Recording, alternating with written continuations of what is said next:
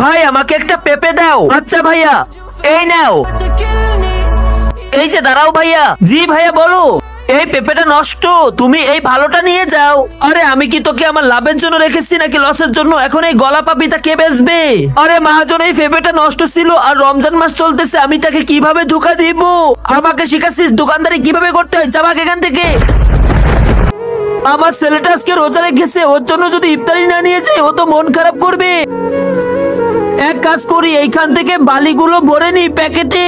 বন্ধুরা তোমরা তো অনেক ভিডিও দেখো এবং লাইক কমেন্ট করো, কখনো কি ইসলামিক ভিডিওতে লাইক করেছো? আজকে দেখবো কারা ইসলামকে ভালোবাসে তারা এই ভিডিওতে লাইক করে চ্যানেলটি সাবস্ক্রাইব করে কমেন্টে আই লাভ ইসলাম লিখে যাবে। আর যারা ইসলামকে ভালোবাসে না তাদের ভিডিওই দেখার দরকার নাই।